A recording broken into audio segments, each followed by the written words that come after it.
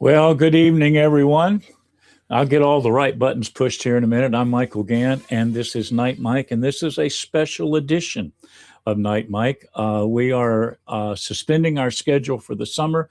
No more Tuesday morning live mics, no more Thursday night night mics for a while, at least the months of June and July. My summer has exploded. We are running out of spaces to do things in. And so I thought that for the month of June and July, I would actually steal my daughter Robin's place. Most of you know that Robin, my daughter, has a podcast in this time slot called Blooming in a Cage. But Robin is taking a couple of months off. She just had knee surgery. You can keep her in your prayers. She had a knee replacement on Monday.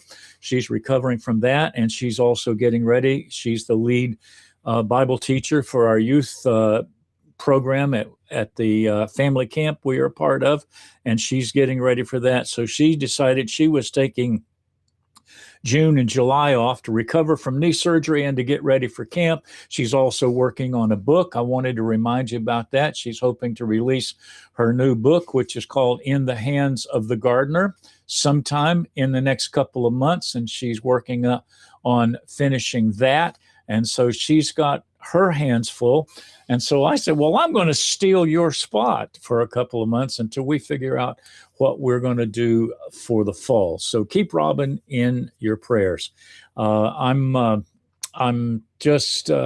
just trying to sort out what our life looks like over the next few months as things are really happening here in Brattleboro that are really, really good, but they're keeping us really, really busy. Also wanted to mention that just keep it in mind that within the next few days, my son Andrew Gantt is going to be releasing his brand new book, God's Kitchen Confidential. I think this is a powerful, powerful book. He has been in the kitchen his entire career. He's an award-winning chef, and he sees so many spiritual images in his work in hospitality. And so this book, God's Kitchen Confidential, what the line teaches about faith, fire, and feeding souls is going to be hitting the stores any day now. I'm not sure what the schedule is, but it's going to be something like that. Okay, that's the announcements that I wanted to make. I have a special friend, a guest tonight, a good friend of mine for, oh my goodness, I don't know how many years now, but it's been more than a couple that Marlene Bagnull and I have been working together with Christian Writers Conferences, and her ministry is called Write His Answer Ministry. She's been running Christian Writers Conferences for a number of years now, and she's got one coming up, and I'm going to have her talk about that in just a minute. Marlene, join us in the studio. How are you today? Oh, doing better. I had surgery also on Monday for my back. Oh yeah, that's right. Yeah. So, but I think it's worked. I hope. I mean, I'm almost afraid to hope because the last time it didn't. Yeah. Now are you in Lansdale? Yes. Yeah, I thought so. I had you with some other L town in Pennsylvania. I knew it wasn't Lancaster, but I know I've been to your house several times. Yeah. I know it's in Lansdale, which is not far from Philadelphia. No, it's about an hour. Yeah. So Marlene, remind me. I remember the first time that I spoke at one of your conferences. It was in Philadelphia, and at that time it was. Where was it being held? It was, I don't even remember the venue. It was probably at a church way back because we used churches for a number of years, and then we ended up at Caring University, and then a Christian school, and now we're virtual, and I love being virtual. Yeah. Well, I do too, but I don't. It's one of those things. There's so many people that we enjoy seeing face to face that I feel like I don't get to see anymore, and that's one. But the virtual has so many upsides to it, and we want to talk about that in a few minutes. I do remember one thing. I remember very clearly was I came to the Philly area, wherever, I don't remember exactly where, that conference was being held. But I remember on my way. I spent the night somewhere nearby, and I was on my way over to the venue, and I got a phone call from my wife who said, you have to pray for Brian. That's our oldest son. They just rushed him into the hospital for emergency appendectomy. And then I thought, wow, okay, Lord, I'm going to have to give you that because I can't concentrate on him and do this keynote address at the same time. But I do remember that that moment. But that was the first time we got together, and it's now been what, 20 years? Oh, at least that. The Philly conference is 37 years before the pandemic. We had Right. 37 in-person conferences, and Yeah. you've been to Colorado as well. We had 24 in-person conferences in Colorado. I miss the elk, okay? Oh, listen, I miss everything about Colorado. Oh, I just is, loved being there. You know, God was Yeah. so good to allow me to go there every year. Yeah. But with the pandemic, it just, there was no way that I could feel comfortable bringing in a faculty and conferees. And, you know, even when we thought that the pandemic was over, well, then it wasn't over. And, you know, what would I do if people got sick there and couldn't get on a plane to go home? So, yeah, and the venue was at the YMCA. YMCA. They had some things to say about that as well. They were being pretty careful. Yeah. Well, they were ready to have me back. I forget what year it was, probably 2022 maybe, and I didn't have peace about it. I just didn't. And it was a year or two after that one of the hugest conferences in the nation, after the conference was over, 100 of their people had COVID. Wow. So it's just the responsibility of bringing together a huge group and maybe having people get sick is just more than I felt God wanted me to do. So you've been writing for a while. I'd love to, one of the things I found when I have guests, it's usually wrapped around something they do. But most of the people that follow my program really are far more interested in who you are than what you do. That has proven all the way over. As I brought people in, I've interviewed people from Kenya, which is a real technological experience to try to do that without the advantage of what the big networks have and everything. Live streaming is because we have 2 people coming from Nigeria this year. I mean virtually, but we're trusting that they're doing it from Nigeria. Yeah. Wow. I have a young man that I'm going to really push to sign up. I was mentioning to you earlier. He's actually just written a book, but he's from Malaysia. He's actually in Bible school. He and his sister are in Bible school here in the United States. They are in Maine at a school called Faith Bible Institute, and one of our girls from our local church is a student there, and she brought them home for the summer for a couple of days to visit. And now I think they're doing an internship in Connecticut or something like that. But a really delightful couple. I'm hoping that Daniel will take a look at the conference and sign up. And then we had another fella show up in church this past Sunday from like 65 miles away, and he's from Ghana. Okay. So we're becoming a pretty international group. So you have been writing for a long time. Tell me how you have a fascinating story. You have a fascinating story. It's amazing because our God is amazing. Yeah. Because, Mike, I've so often said that if he had told me that I would be in a full-time writing and speaking ministry, I would have run the other way. I would have been just like Moses saying, but I can't do that. I can't speak. I can't write. I hated English in school. Absolutely hated it. Hated the classics that we had to read. We had to do term papers. That was just, that was a nightmare. And we had to take a public speaking class to graduate from high school. And they say that speaking is next to the fear of death. For a teenager who is not, in the high echelon of popularity, you better believe it.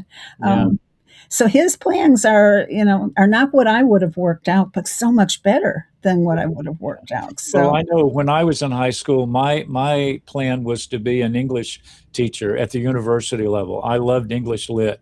That was my mm, passion, and never thought about being a writer. But I loved all of the classics, and mhm. that was my plan. Of course, God had other plans. But let me just mention, I want to welcome my friend Kelly Ofori in here. Welcome, Kelly. He's my friend from Ghana, and Okay. we just met, and good to see you in here, Kelly. There are other folks in here. I can see the numbers, but they can hide in the shadows if they don't say something. That's a hint to come out of the darkness and come into the light and tell us who you are and where you're watching from.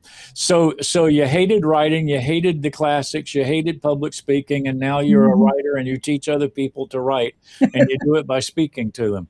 Yeah. That's a journey.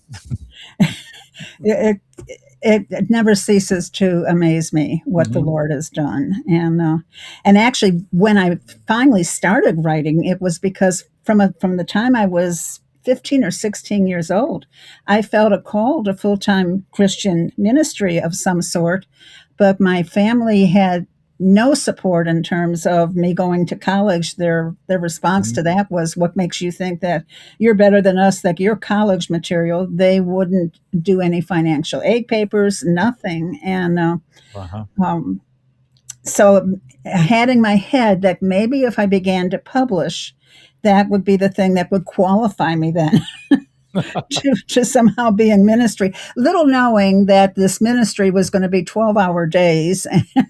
I mean, Right. it's directing a major conference isn't easy. This is my 68th conference, Mike. Yeah. It has not gotten any easier, and the tech has made it more challenging. I'm sure it has. Let me just take another break. Another person has identified themselves. Now, he's Job Ashtiba, and he is a native of Kenya. He's a pastor in Kenya, a good Mm, friend of mine. But apparently, he's in Oklahoma right now. Job gets around. okay. So this is going to be an international event tonight. It's looking like. Mm. But so you started publishing. What kind of stuff did you publish? What were you doing? Oh, Secret Place, we were American Baptists back then, and Secret Place was their little devotional magazine. Mhm. And back when I was starting out, everything that I wrote was accepted. Oh, well, and actually before that, I knew about Secret Place because I was working for civil service in a job that I absolutely hated. And I prayed and prayed, and it didn't get any better. I hated the job, and sometimes God doesn't change the situation because he's pushing us into something better and different. And, but as a very insecure young adult, the whole idea of going for job interviews was like, I can't do this. Mhm. But I ended up at American Baptist churches. If you've ever been in Valley Forge, it was that round building that is no longer standing. Mhm. And I worked there for 5 years and loved what I did. Mhm. Mike, I worked in the editorial office of all places. I mean, God had this all planned all along. And you know what? I loved the deadlines. I thought deadlines were exciting, and everybody thought I was nuts. And I don't like deadlines anymore. Okay. I've grown up. You I'm grew not. out of them, huh? Yeah. Well, I will tell you that everybody tells me I work best when I'm under a deadline, but boy, I don't like it as much as I used to. No. No, Yeah. no. I mean, the adrenaline flowed, and I was excited, and give me a challenge, and I'm tired of challenges. Well, I'm afraid you may see a few more before the Lord comes. I suspect so. Yes. Yeah. So you were writing for basically because I had a friend who was also a writer. We grew up together, and he started writing for the Daily Bread. Mm, That's where he started. That's where he okay. started writing with it. I think was that put out by who puts out the Daily Bread? Oh, I forget. I have never written for them. I've probably sold several hundred devotionals. I've written for Right. quite a few of the devotional magazines. Still never dreaming that I would do a book. I mean, a Mhm. book is a few more pages and a few more words than a devotional. Right.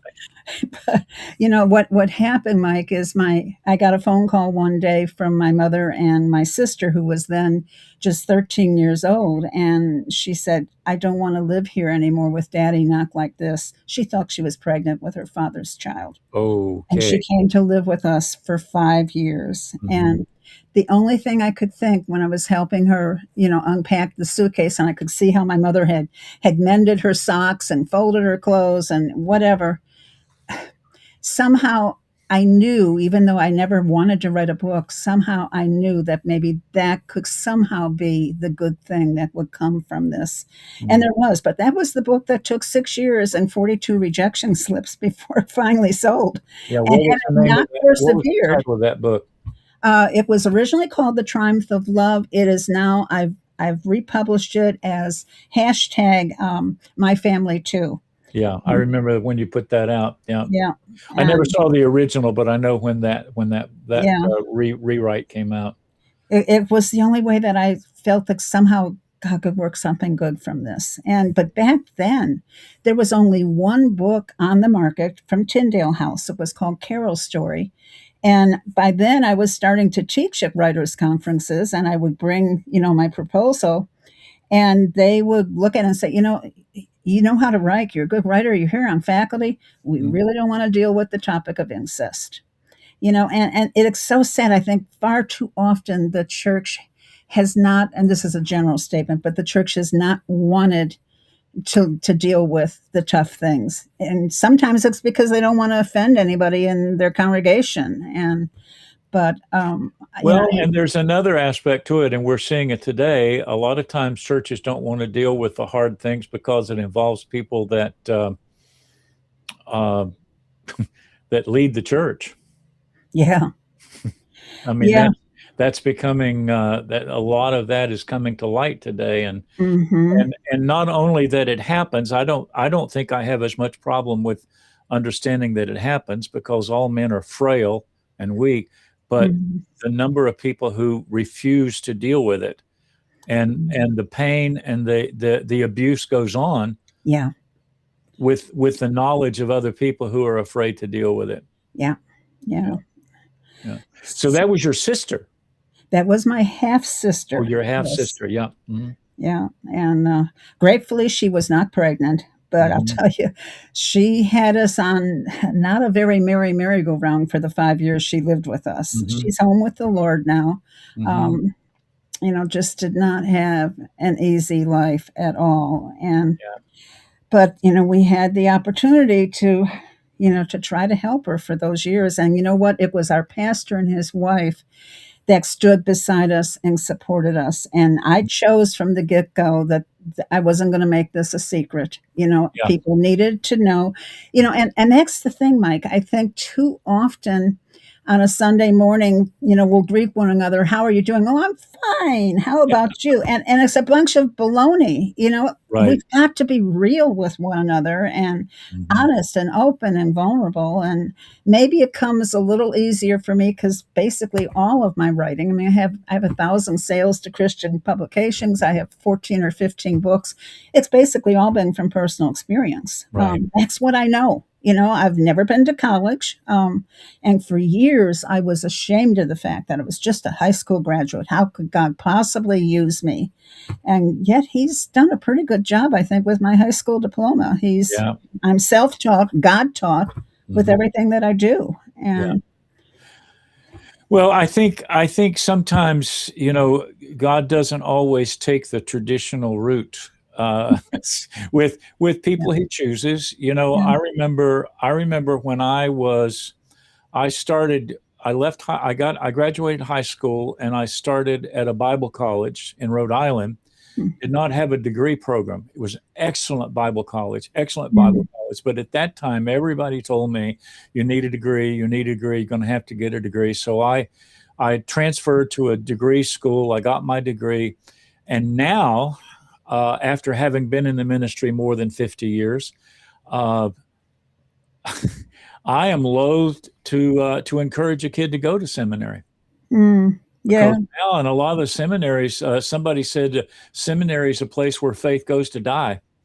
yeah, Yeah, And I've heard that. now we do have a couple of kids in Bible school, but they're very carefully selected, and they're very faithful to the Word of God, and they haven't Mhm. gone the way of pleasing men and Yeah. stuff. And so, when we have God has blessed us in our church with an amazing group of under 25s Mm, that we are very carefully discipling and mm. preparing for the next generation of Yes. leaders. I mean, we just started this month. We have a group of young people that we have preach. We have a once a month Sunday evening service where we have one of our young people preach.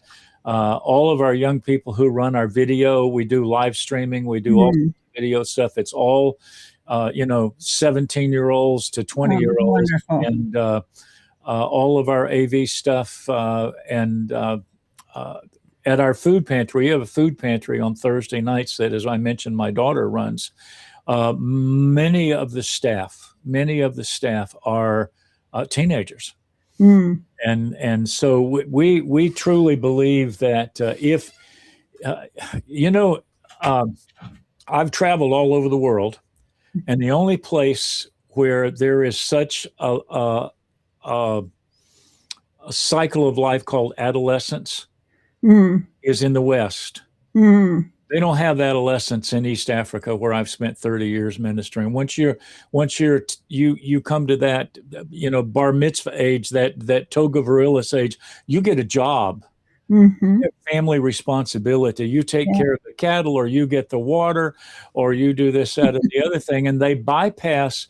And what we've done is we've created perpetual children. yeah, And instead of saying, okay, it's time for you to latch on to a part of this and become a participant in what we're doing, not and just productive, and productive. productive. That's right. And so I have a 16-year-old who does video editing, and Mm, so the whole degree thing and doctor this and doctor that.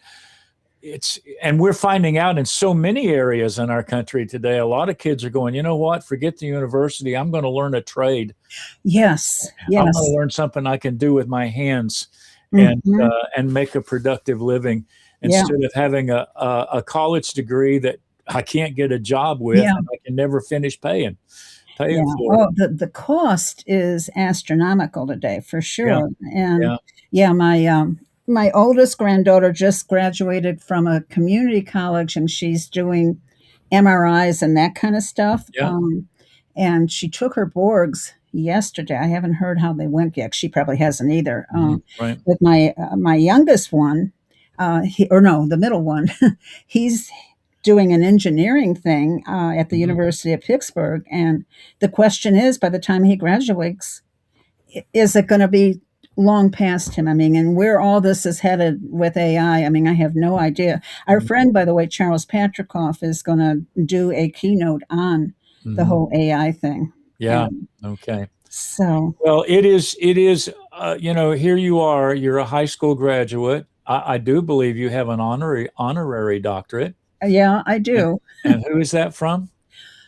Evangel Christian University, I think, down south somewhere. Yeah. Yeah. The guy that worked there, that taught there, was my webmaster for a time. He's Yeah. home with the Lord now. Yeah. But I think if had I not had that honorary degree, I don't think that the university where the Philly conference met for about 5 years would have given me the time of day. Huh. And I know the church that we were in at one point. I should have, Mike, I should have run the other way when we were sitting in the new members class, because the pastor said that he had a problem with lay people doing things they were not educated to do. Ooh. And at that point, I was writing fairly regularly for Billy Graham's Decision magazine. Right. I mean, obviously, I was not qualified. Oh, no, no, And no. Wait a minute. Wait a minute. You are clearly qualified. well, he It's obviously didn't think I was. And mhm, and women should only be ministering to women. And mhm. um, it just, I mean, I've worked with a lot of men through the years, and Yeah. I tried to have a good number of men on faculty. Gosh, they're hard to get, Mhm. and I don't think as many guys are writing as I would hope there would be, because Mhm. you have a perspective that, I'm sorry, a woman just isn't going to have. Well, and our culture has so emasculated men in this generation that they really don't. They're either feral and completely violent and overbearing Hmm. as a compensation, or they're completely domesticated. Yeah. And I will tell you, and I use that. Some friends of mine and I are doing a conference series now for men called Leadership and Legacy. Mm. One of the things that I'm very strong about is, what are you leaving for a legacy? Because that's all you can leave in this life. Yeah. Yeah, you can't take any of this with you. What are you leaving behind? And one of the things that we talk about is that the whole domestication of masculinity. Mm. Men are by nature wired to be warriors. Yeah. But we have men that won't fight for their families. They won't fight for their marriage. They just are Hmm.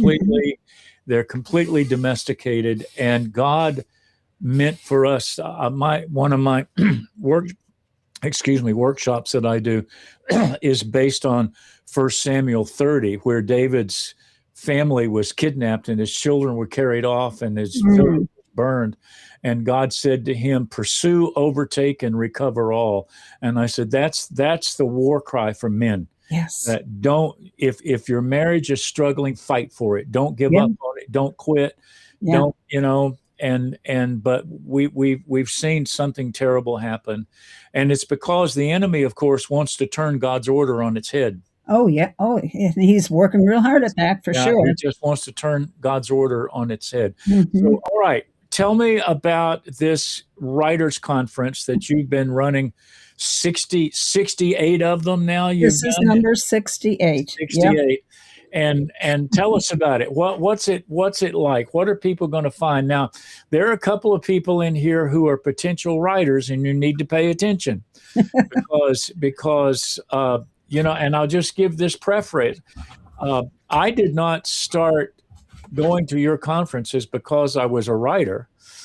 I did a blog site, but I had nothing published other than a couple of magazine articles, and it was for you and a couple of other ladies in that group, and two guys, Peter Lundell and uh, it'll come to me in a minute. My good friend out in Colorado there, that I'm getting on in years now, and names seem to Well, run we away all from are. me. They run away from me, and then they come back about 3 o'clock in the morning. Yeah, wake us up in the middle of the night. Now I remember. Yeah, got That's it. right. So anyway, there were several people that I started to spend time with that began, and you were one of them, and really began to encourage me to write. Yeah. And at that time, I was in full-time ministry, and my excuse always was, I don't have time to exercise the discipline that Yeah. I understand writing takes. And I really appreciate you and Barb Haley and a couple of other ladies that were there, and Peter and others who just kept on me all the time. And once I started, You haven't stopped. actually, I haven't done anything for a couple of years, but we've been focusing on these men's conferences. But I am actually working on a book, a kind of a commentary on the early chapters of the book of Matthew that I Mm. think are going to turn into a book. But tell us why somebody ought to consider going to this virtual writers conference. Well, bottom line is there is so much to learn, and it's not necessarily the stuff that you're going to learn from a college degree, because the professors teaching there, they're in a total different market in terms of who they're selling to academic publishers, whatever. And Mhm. and we need other writers around us. One of my big emphasis for the last 4 or 5 years now has been build your writing family. I do a Writer's Answer fellowship every Monday night on Zoom. And sometimes I turn it just into a prayer meeting, or I may speak on a topic or have someone speak. And I do a critique group every Thursday. One week it's morning, and the Mhm. following week it's evening, and investing in people and encouraging them, because what I've found, Mike, is the people that I've seen their writing, I see that they're really gifted. They have something important to say, and they're the ones that get discouraged and give up because they're a threat to the evil one, and so he lands on them with what Mhm. I call the deadly D's of the disappointments, the doubts, the discouragement. And, Satan's really good at using the tool of discouragement to Yeah. get people to give up. And so we need to be part of a fellowship of other writers and the connections. This is and I don't want to use the word industry, but they call it the writing industry, which kind of bugs me because I don't see any of this as a business. I see it as ministry. But in the whole Christian writing world, there is an incredible sense of people giving a hand up to the ones that come after them. Because Mhm. I think those of us who have published, and I have 15 books now, 14, 15, and 1,000 sales to periodicals, we know it wasn't easy. And it was the people that encouraged us along the way. And so then in turn, we encouraged the others. And yeah, I have a faculty of 75 this year, which I must have been crazy, but that's that's what I did, because I don't have to pay for travel and lodging with Mhm. being virtual, and neither do the conferees. And Yeah. so it makes it affordable. I mean, it's always grieved me that I don't think that the learning opportunities that you need to be able to effectively share our faith in writing, they Mhm. shouldn't be something that only the affluent can afford. And Right. so I've always tried to keep the cost down, to provide scholarship help, to do everything I can. And now that we're virtual, the registration fee drops down because I'm not having to house, it was wonderful at the YMCA of the Rockies in Colorado, but man, it wasn't cheap to house you people. It I know. just wasn't. And for my staff, it was like about $1,000 because we were there a week. And I'll tell you, math has never been my thing. So, that end gets pretty overwhelming at times. But the thing with being virtual, people say, well, they want the interaction, and actually, Mike, I think that in many ways, our conferees and faculty interact more online, and I Mm. come at that for one reason especially. I remember when I was growing up, when I was in high school, and especially when school started at the beginning of, in the fall, and lunch was a terrible thing. Where was I supposed to go and sit? And and it was just mortifying to go up to a table where there were some empty seats and have them say, "Oh, no, they're saved for somebody else. We don't want you here." And kids are mean. And I think I carried those scars for years and years. And I think a lot of adults carry scars from their childhood, from their youth. And so, but being virtual, you slip in and out of a room. You don't have to worry that someone's saying, no, that seat's taken. You're virtual. But meanwhile, you've got the chat feature, you've got an open mic, and people are connecting. And we're doing, if you can imagine, over 50 roundtables this year that during the quote meal times, Right. which Mhm. obviously are different for everybody. People can go into different rooms and get questions answered and introduce themselves. And we couldn't do that in person in Colorado. The school kids were always there. We couldn't have names on the table. Yeah. We do 27 critique groups, 9 critique groups every day, Mhm. and incredible teaching opportunities. And then we make the videos, over 100 hours of video replays available, and conferees can purchase them for only $59. Yeah. And they have access to them for 4 to 5 months. Yeah. So, it's all about encouraging and equipping people to write about our God, who is real, who is reachable, who changes lives. And I feel such a sense of urgency looking at what's happening today in my world to Mhm. equip people to write his answer. So you also have, if people are working on something, they've got an idea for a book, maybe they've got an outline, maybe they're writing, they can also get a professional to look at the book and Mhm. give them guidance and what do you call that? It's a critique, I guess, but Well, it's we offer paid critiques, which paid I don't critiques. even have up on the website yet. I Mhm, have encountered so much opposition with mhm, this conference. I'll tell you, I will never go to an AI, to Chat GPT, whatever, with a technical computer problem again. For mhm. about 40 hours, the AIs and live text had me going in circles trying to fix the problems I had with my computer. And then one tech took remote control, and 2 days later, my Windows crashed. And I still don't have all the apps back and Yeah, reinstalled on it. So it's been challenging to say the least, but that means this conference is a threat, okay? mhm, And obviously, I have a target on my back, and the devil doesn't like what I'm doing. And you know Jim Watkins, a friend of ours, and he has so often said that you can't get hundreds of people together and get them excited about running for the Lord and have the devil say, "Oh, isn't that nice?" yeah, And always writers have made a difference in our culture. yeah. And I believe we can make a difference. And that's what I want to challenge people to do.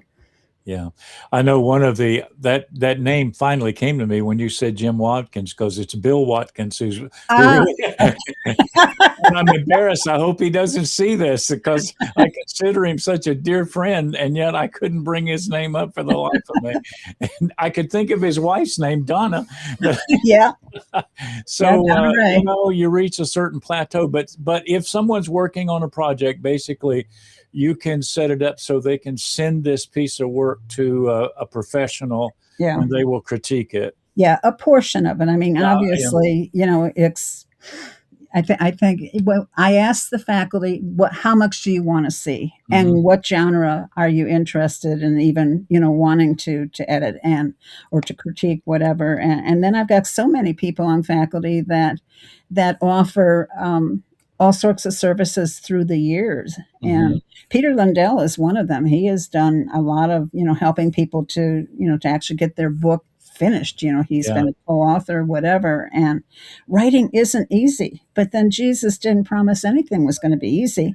He's Well, it's promised to not be with easy. us. I know I worked through two books with my son, and I'm working through a series of books with my daughter, and they're learning that this is hard work. This is not, oh, I'm going to take it easy and be a writer. Uh, it's hard. It's hard work. I Yeah, remember when I brought an idea from my book Makutano to Philadelphia, and there were several uh, editors or agents there who looked at it, and one of them said to me, "I wouldn't publish this." Okay, he said it's not that it's not good. It's just not the kind of stuff that I think, And then another one said to me, uh, "You you've got the wrong beginning." And she read through a couple of chapters, and she said, "This needs to be your first chapter." hmm. And I said, "Well, okay." But she was right. Mm. She said and that was all the guidance I needed. And then I was able to finish it because, all the stuff was here, but to put it in a form that makes people read it. Yeah, And yeah, that's the thing, because if you don't catch them in the first few pages, you've you lost them. got it. Yeah, You've lost them. Yeah. Yeah. yeah. And we need help is the bottom line, Yeah. because it is hard work. And let me just take another direction here. We are very video oriented in our culture today. We're not Mhm. book oriented anymore. It's difficult to talk to people about reading. Now, I've got several friends who read voraciously, but they're a very small number. We Yeah, spend so much time looking at a screen yeah, and so much time, getting just little flashes. Oh, that was interesting. Let me get to the next one. Yeah. And I think if part of it is it reflects in our school scores Mm. that our children are not readers. Yeah. They've all got computers. They've all got Mhm. iPads. They don't need books anymore. And I will tell you, the writer, the old adage, the pen is mightier than the sword. That's still true. And it is writers that have changed the course of history. Yeah. I mean, Yeah. go all the way back to the Revolution. Mhm. It was preachers and writers. Yeah. As a matter of fact, the British called the American Revolution, they called it the Parsons Rebellion. Okay. That's what the British called the American Revolution. They called it because it was birthed in the pulpit, Mhm. and it was birthed in writing. And I think of many of our founding fathers, what incredibly intelligent men and women they were at a very young age. I mean, they Mhm. were taught Yeah. well. And I hear all the reports now about the failing grades, Yeah. proficiency in our schools, and it's heartbreaking. Yeah, it is. It's You know, heartbreaking. I saw something today, Michael, that really concerned me, and it was some kind of a study that was done, but they were saying that we lose from our vocabulary 360 some words every year. We're not communicating anymore. We're typing on our iPhones, whatever. We're We're and communicating everything's with abbreviated. emojis. We're Huh? communicating with emojis, Yeah, not exactly. words. And what I love about my writing community, my writing family, is that we go a lot deeper and a lot quicker.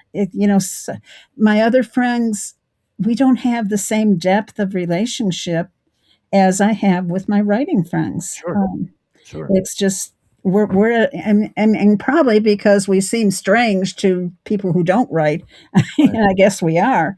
But the connection that writers can have with one another as we struggle with ideas, with concepts, with how can we make this clearer? How can we impact our culture? I mean, that's what my latest book is all about. The you right, have you have right. a chapter or two, I think, in it on Yeah, writing live as answer now, yeah, encouragement to impact our culture. We've got to be addressing the things that are happening in our world. But my burden is that too often we earn the reputation of being haters because we come across as judgmental right. and condemning, and we have no right to condemn anyone or to condemn any. We're all sinners according to the Lord. Sin is sin. He doesn't say, "Oh, that's a biggie," but little white lies. Nah, I'm Yeah. not concerned about that. Well, we Sin is certainly sin. we certainly have people leading this nation who have no consciousness of right or wrong. Oh, Uh, but I've been in the pastoral ministry for more than 50 years, mm, and I will tell you how I see this working out: begging people to study the Word of God. yes, yes, And a 20-minute sermon on Sunday morning does not cut it. It's not like enough. No, eating one meal a week. yeah, Uh, but okay, let me do something. I don't want to run out of time. This is the information on the Write His Answer conference, Greater Philly and Colorado combined. It is June 17th and through the 20th. And I'm gonna do something else. I'm gonna try to get there. We go. I'm gonna do something else. I'm gonna put a website on the screen. There we go. very If good. I'm impressed. Oh, well, don't be. It's interesting. I recently switched providers. I was with one. We're streaming to three different platforms right now Mm, simultaneously. And I was with one company that I liked a lot, really, really excellent. And I don't have to have a studio here. I have to have a camera and a microphone, and everything is on the screen. mm, The studio's on the computer. So I don't have to have a bunch of fancy equipment and everything. I just have to pay an annual subscription. Well, I got my bill for my new renewal of my subscription, and it jumped 100%. Ooh. over last year. And I said, well, I can't afford that. So I went to another service, which is the one we use at our church for our live streaming, and it's much more affordable. But I have to relearn a lot of them. So I have to look for things. They're not where they used to be. Uh, So, everything's moved because it's a different, mhm. structure. But I want to recommend, if you write, or if you think you want to write, or if you're working on something, go to this website. It's conference. I'll read it in a minute. My camera's in the way, so I can't read it. Conference.writehisanswer.com, and that will take you to the website for this Mhm. this virtual writers conference. It has been incredibly helpful to me over the years. As I started really late. I didn't start when you did writing. I started really late, but Just a late bloomer, that's all, Mike. I'm a late bloomer. Yeah, but you know what? It's the people. Mm. The information is great, but as I mentioned, Peter and Bill and others, the camaraderie and the conversation, Yep. and The talking depth. to people, and I know that I was working on one thing. I remember one thing. Peter Lundell, uh, who's in Central America now, isn't he? Is he He down might in be. I know he was Costa Rica planning or to someplace travel. down there? I think. Yeah. Yeah. Anyway, he said to me one day, he said, "Don't ever edit your own stuff. Mm. Get somebody else, get other eyes on it, Oh, because for sure. yeah, and Barb Haley's done a lot of editing for me, and I kid people all the time. I say, one thing about an editor is they'll correct your work and make you hate them at the same time. Yeah. It's one of those things. But the people, you talk about your writers groups and things. It's the people. It is, It without a really doubt. is. Yeah. It's the people that Yeah. encourage you and convince you not to quit. Yeah. And Admonish us oftentimes. oh yeah, oh yeah, yeah. Tell us Mm. to quit whining and get back to work. Well, And and bottom line is when we meet the Lord face to face, he's going to say, "What did you do with that gift I gave you?" yeah, yeah, We're going to be held accountable by our Lord. And so I want to be found faithful to my calling. I mean, I'm 81 now, Mike, but I still have books that I believe God wants me to write. yeah, And I'm still editing for people and publishing books for people and, and mentoring people. And I get tired and overwhelmed sometimes, but it gives my life purpose and meaning because yeah. I've come across some incredibly gifted people. And Mm, in terms of the whole editing thing, though, a funny story to tell you. At one point, I was actually editing for Thomas Nelson Publishers. mhm, And amazingly, they accepted the manuscript for My Turn to Care Encouragement for Caregivers of Aging Parents. mhm, And because I edited for them, it did not go through their editing process. mhm, Now, and it was a tough edit because it wasn't just my writing, but it was 100 different contributors. You mhm. didn't want to change their voice, but on the Yeah. other hand, you had to have things that needed to be consistent. Mhm. And so the bottom line was I finally submitted, my edited copy of the manuscript to them, and it was immediately set in type. I get the page proofs. And Mhm. here in the forward, I'm talking about, that this is so hard in terms of trying to care for that aging parent. But no matter what, he will abandon us. I missed the knot. Oh no. I was, so it was reading, he will abandon us. It's like, oh Lord, no. I mean, and I circled it in red, and you better believe when the book finally came off press, the first place I checked, Mhm. because they were doing a hard copy print run, they would Right. not have destroyed a whole bunch of books if that Mhm. was wrong. That there are things that I read that I've written, and I go back and I read it, and I tell my kids who are writing, I said, as a matter of fact, I don't know if you do this or not. This is interesting. When I write something, when I write a piece, Mhm. a blog piece from my blog, or even when I'm writing out sermons, because I don't necessarily preach from written notes, but I write my sermons out. Mm. And that's why I think it was Bill Watkins who said to me, "What do you mean you can't write? You write every Sunday, or you write for every Sunday, you know." But I advised my son when he's working through this 500-page book, I said, read it out loud. Yes, absolutely. Read it out loud. Yeah. I sit and I read it out loud, because something that you write down with your fingers on a keyboard, sometimes when you hear it, Yeah. you go, "Oh, that doesn't sound right. That's not what I meant to say." But Yeah. it hears better differently than it reads, I guess, is the Yeah. word that Yeah, I'm that's trying to true. get for. And printing out a copy rather than reading from the screen Oh no, also I makes always a print it out difference. and read it printed out. Yeah. Of course, I'm old school. I'm 77, so I know You're a paper kid. and ink. Yeah, well, whatever you want to say. But yeah, read the stuff out loud. You Yeah, know, it helps so much. I was makes a laying in big bed the other difference. night. My wife was up watching some program. I'd gone to bed, and I was up, and I preached a message that I was very excited about and very convicted about this past Mhm. Sunday. And I read that. I laid in my bed and I read through that. I read through it twice, and I tried to listen to try to hear what my audience was going to hear, you know, Mm. because sometimes what I think I say is not what somebody hears, and I want, you know, and these are things that are eternal.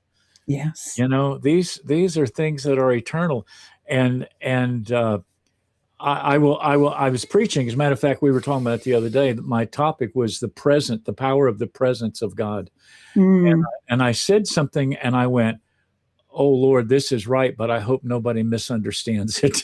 And so I said, Shadrach, Meshach, and Abednego were not delivered from the fiery furnace by the power of God. Mm. They were delivered from the fiery furnace by the presence of God. Mm. He was in the fire with them. Yes. And what reading my own stuff has taught me is that so many places in the scripture you find that his presence precedes his power. Mm.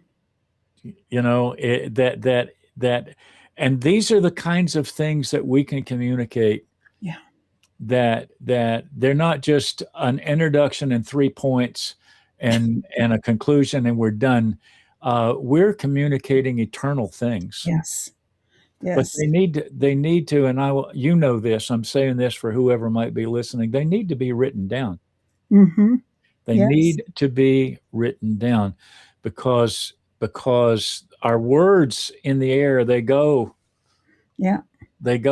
And you know as well as I do that before most people get out of that church, they've already forgotten 70% Oh, of what you said. at least. At Yes. least if it was a really good sermon, they've forgotten only 70% of it. Uh, Yep. and people, so this stuff, so if something's burning in you, write it down. Mm-hmm. Write Yeah. it down, and learn the art of the written word. It is the lifeblood for the Christian life. Yeah, it The is. written word. Matter of fact, I posted something on a little meme this morning that God told me does not supersede the authority of the written word of God. Mm. For sure. I hear people all Sure. the time go, "What? But God told me," and I go, "Well, but what does the word of God say?" Yeah. Can you back that up with Right. Well, the scripture? word of Yeah. God confirmed that. Yeah. And but we're into that touchy feely even spirituality now, that Mm-hmm. boy, I got a little twinge in my belly and God was speaking to me, but I don't bother to check it by the canon, by the measuring stick, Yeah. which is the word of God. Yeah. And even our writing has to be measured Yeah. by For that sure. measuring stick. Yeah, and the sad thing is, so many Christians today are biblically illiterate. We don't know the Word of God, and we aren't readers, especially of His Word. I'm glad you said that, because that's why we're biblically illiterate. It's not that we're not hearing good preaching. Mm-hmm. It's just that good preaching is not enough. Yep. Yep. We need to, study, Paul said to Timothy, study to show yourself approved, Self-approved. a Yep. workman of God that needeth not to be ashamed. Yeah. Well, listen, folks, we are getting kind of toward the end of our hour. We got about 4 minutes left, but I want to remind you, please go. If you're writing, I saw Rick Menard in here. Rick Menard, so good to see you. You and your lovely bride there. I thought you were in Africa. Well, anyway, I'll find out where you are. But if you're at all inclined to get involved in writing, maybe you're working on something, or you've thought about writing a book, or maybe you say, well, maybe I don't know if I can really write or not. Check it out. Go to conference.writehisanswer.com and check it out. And you might want to consider. And one of the things about this, as you pointed out, you don't have to travel. You don't have to drive. You don't have to fly. You don't have to, you can sleep in your own bed, eat your own food. Sit in front of a camera, have a shirt on, and sit there in your shorts if you want to. Just don't stand up and go for coffee. Right. Well, and talking, Mike, about the whole thing of it needs to be written down, the verse that has been the center of all this for me for so many years is Habakkuk 2:2. Write my answer on a billboard, large and clear, so anyone can see it at a glance and rush to tell the others. Amen. That's what God tells me to do in his word, to write it down. And that's been your sword for how many years now? A lot. Probably going on 50 years now. Yeah. What was the book? It's tell our folks about the book that you wrote that was specifically for writers, and it's been in print over 30 years. Yeah. 30 years. Yeah. Write His Answer, a Bible study for Christian writers. I will still pick it up and turn to some of the chapters. There's one, for instance, on crisis and confidence. Mm-hmm. And boy, do I struggle with that sometimes. So I need to read what I wrote well over 30 years ago. But I still get letters from people. It's in its third edition. And to have it in print after it's 33 or 34 years now. And then I have a little one that's how to write his answer, testimonies and personal experience stories. And then, of course, the one that really is my heart cry, my passion is write and live His answer now. Encouragement to impact our culture. We've got to speak to the things happening in our culture, but we've got to do it with the grace, with the mercy, with the compassion, with the love of Jesus Christ, rather than with condemnation. I think that's why there's so much anger in our nation, and we're every bit as much responsible for it as the other side. Yeah. We've fallen prey to it. Yeah. We've fallen prey to it, and it's interesting, and it's interesting that you bring this up, because you look at, and I say to people all the time, look at Jesus. People were always coming at him with accusation and condemnation, trying to trap him up, and he never took the bait. Yeah. He never took the bait. He always took the thing right out of their hands and answered the real question, rather than the one the phony one that they were after. And we are so prone, even in the church today, to take the bait, and get sucked into the ugliness of it. By the way, I'll just mention to you, you should check out that they released on the 31st of May. There was a documentary that was actually filmed at the White House called By Dawn's Early Light. Ooh. Check it out. My son and his wife are actually featured in my oldest son, Brian, because they have been involved in foster care for many years. They fostered many children. They have 4 biological children, but they have fostered I don't know how many children, and they've adopted 3. And they've adopted out of really very terrible situations, drug addiction and that whole thing. And last year, or late the year before, they got a call from the local DCF, Department of Children's and Families. There was a child who was about to be born to a homeless woman, an addict, a situation, not going to be able to take the the child, and they would you please take this child, because they are the darlings of the local DCF here, because Yeah. they're willing to take children in this kind of a situation. And they were about to reply and say yes, and they got a notice from the Capitol, basically saying that we have new qualifications for foster care parents, and you have to be willing to basically to go along if a child decides that they are gay or lesbian. You have to take them to pride play. You have to use their preferred pronouns. You have, all of this thing. And Brian said, we're not going to do that. And so they pulled their license, and they did it to a number of Christians. Christians, up until a recent court case, could not foster in the state of Vermont. And we're seeing lawn signs all over the place saying we need foster parents. We need foster parents. And yet they kicked out their best foster parents. Well, they actually sued the state of Vermont and won. Whoa. Yeah. And not because Brian says we're really not that he said, I'm 54 years old. I'm really not interested in having any more young children in my house, but it's for other people. You know? And they won, and they are actually featured in this. It is the documentary by Dawn's Early Light is actually a record of the government bias against Christians in America. Yeah. Very well done, exceptionally well done, and you can watch it for free. Just go online and check out by Dawn's Early Light. You can sign up and you can watch it for free. We're actually showing at our church in a couple of weeks. But we got to go. But I'm going to tell you what, we complain about, the wickedness we see in our government. But right now in America, we have some truly godly people in government. Yeah. We truly do. I listened to Mark Rubio the other night, and I thought, why aren't you in a pulpit preaching the gospel? Just really, really powerfully, very strong and godly people. Well, Marty Gex's son-in-law works at the White House. He's a lawyer. Right. Yeah. Which is really exciting. Marty will be with us again live on Wednesday night. Yeah. All right. Marlene, thank you for joining me tonight. I'm just gonna say to our folks, we're gonna go. And I hope that you will come back and join us next week, Wednesday night, 8:00. Thank you, Marlene. Thank you, Mike. Yeah. God bless you. Bye-bye.